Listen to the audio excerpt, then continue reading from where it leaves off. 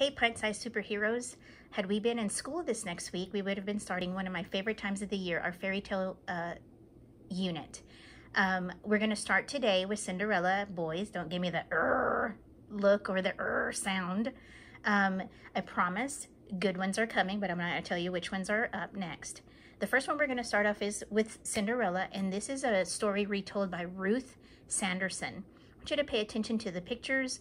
This is the first time I'm recording a book, so be patient with me, okay? I'm going to try and zoom in as much as I can. I just hope you enjoy the story. Cinderella by Ruth Sanderson.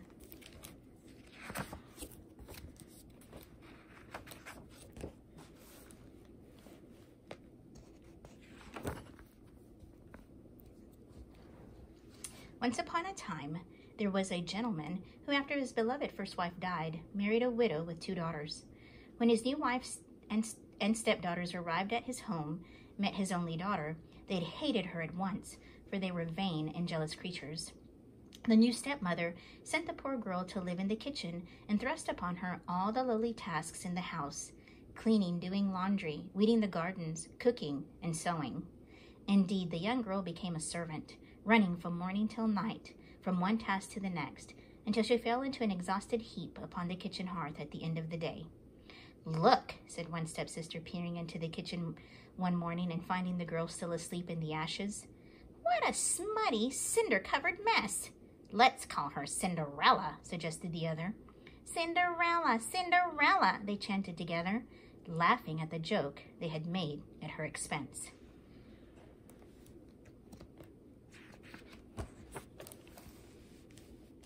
Cinderella's father said nothing at his daughter's new circumstances, for he was totally ruled by his new wife.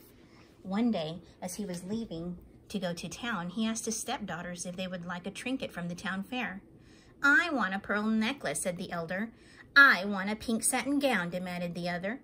"And you, my daughter?" the father asked Cinderella sheepishly, for he was ashamed of how she was treated and wished to make amends in some way. "The first twig, father, that brushes against your hat on the way home," Cinderella said. And so he brought his stepdaughters expensive pearls and a fancy new gown. To Cinderella, he gave what she had requested, a little hazel twig. As her stepsisters were admiring their fine gifts, Cinderella took the hazel twig out to the garden and planted it next to a beautiful white rose bush. Her mother had especially loved roses. Cinderella wept as she thought of her mother, and as she cried, her tears watered the hazel twig. At once the little branch began to grow and grow, and in no time a beautiful hazel tree stood in its place. A white bird flew onto one branch and sang a tune so lovely and sweet that it eased the sadness in Cinderella's heart. From that day on, Cinderella brought the bird bits of stale bread, and every day it sang for her and ate the bread out of her hand.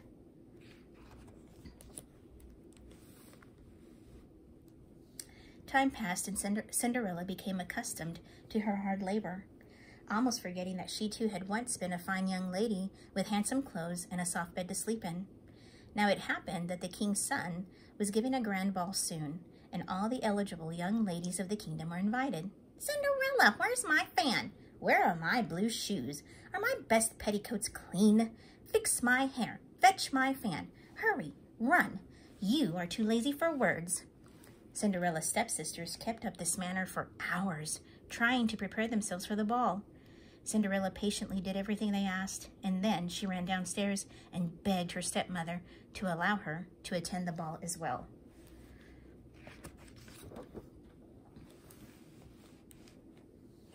"What? You, a dirty kitchen wench, would be laughed out of the ball." But Cinderella persisted until finally her stepmother grabbed a bowl of lentils from the table and angrily tossed them into the fireplace ashes. "If you can pull all those lentils back into the bowl in 2 hours, you may go to the ball," she said cruelly, and then she stalked out of the room. Knowing the task was hopeless, Cinderella despaired, but then the white bird from the hazel tree appeared at the open window. "Oh, sweet bird," said Cinderella, "if only you could help me. There are so many lentils in the ashes, and I need to pick them all out in 2 hours' time so I can go to the ball." At once, the bird began to sing and was soon joined by other birds from the garden. Starlings, doves, and finches flew in the window and alighted among the ashes, picking out the lentils and returning them to the dish that Cinderella held. When all the lentils were back in the bowl, Cinderella ran to show her stepmother, who was preparing to leave for the ball with her daughters. "Foolish girl," said the stepmother.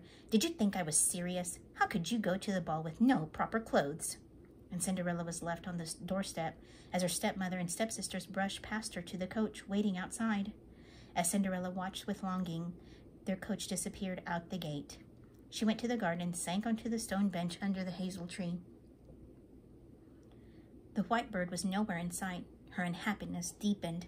Had she no friend in the world?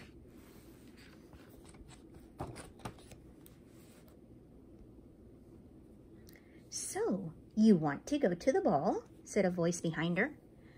Cinderella looked around and she was astonished to see a beautiful fairy standing by the hazel tree. She had seen all that had happened. "What are you waiting for, Cinderella? Fetch me the largest pumpkin from your garden."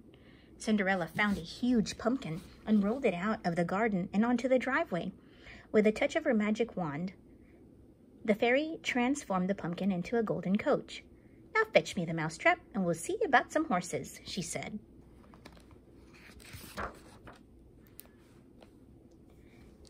There were 6 gray mice in the trap, and as Cinderella let them out, her fairy godmother changed them one by one into beautiful, dapple gray carriage horses.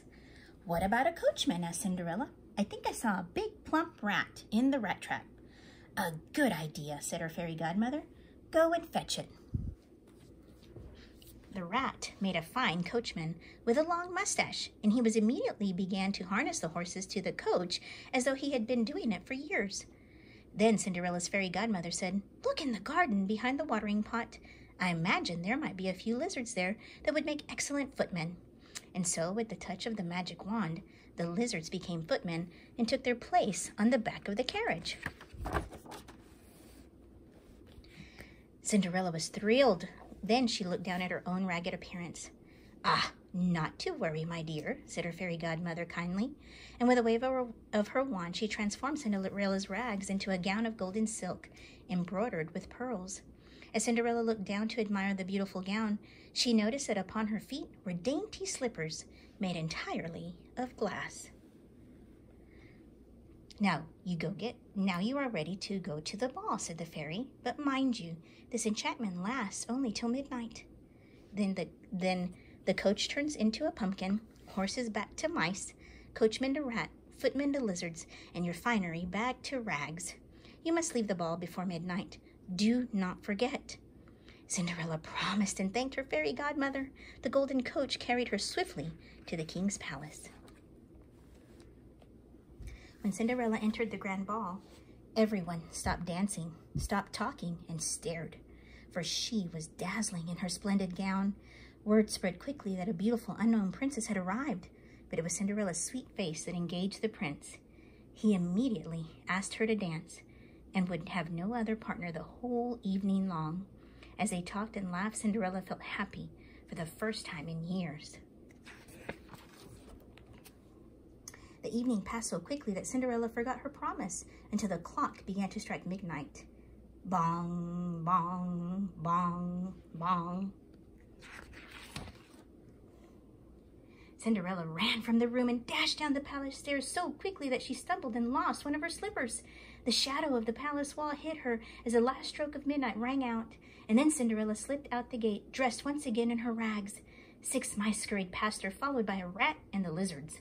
The pumpkin rolled to the edge of the road and then into a ditch where it shattered. Cinderella walked slowly home as if in a dream.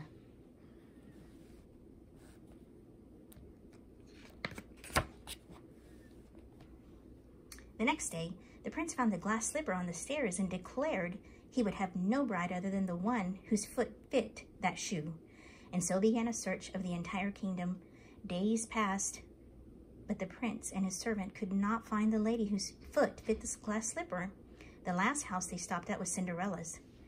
The prince and his servant were shown into the drawing room, where Cinderella's stepsisters awaited. First, the elder tried to get her huge toes into the slipper without success. Then the younger sister tried. She managed to get her toes in, but however much she pushed, she could not force her heel into the shoe. "Are there no other young ladies in this house?" asked the prince. "There are none," said Cinderella's stepmother. "Just a dirty cinder wench who works in the kitchen." Cinderella's father frowned, but said nothing. "Who is that in the garden, then?" asked the prince, staring out the window.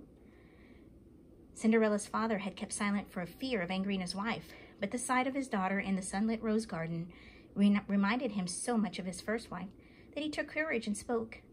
"That is my daughter," he said. "She is beautiful, isn't she?" Then he led the prince outside, leaving his wife and stepdaughter spluttering and, for once, speechless.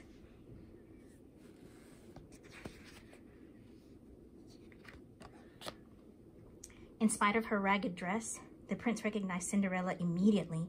She sat on the garden bench, and the prince himself knelt to try the glass slipper on her foot. It fit perfectly. Then Cinderella reached into her pocket, took out a matching slipper, and put it on as well.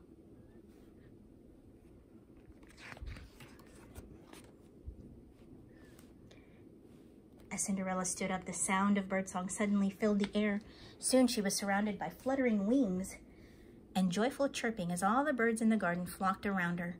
The white bird settled on her outstretched hand. Instantly, Cinderella's dress became a gown of shimmering silk. It was a final gift from her fairy godmother. Cinderella's stepsisters ran into the garden, for they now recognized her as the beautiful young lady they had seen at the ball.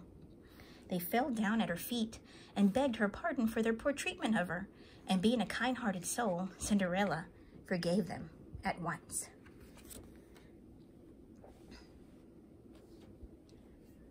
The prince and Cinderella departed in a splendid coach to return to the palace to make their wedding plans. It soon became apparent that Cinderella's stepmother and stepsisters would not be in attendance.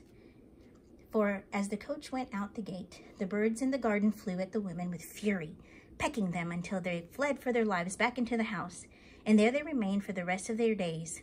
For the birds were constantly on guard, and the women could not set so much as one foot out the door.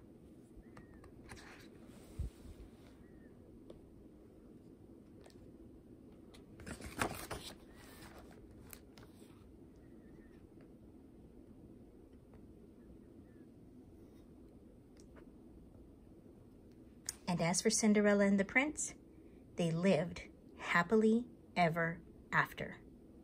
I hope you enjoyed this story. I'll have an activity for you that goes along with the story on Seesaw. Love you guys.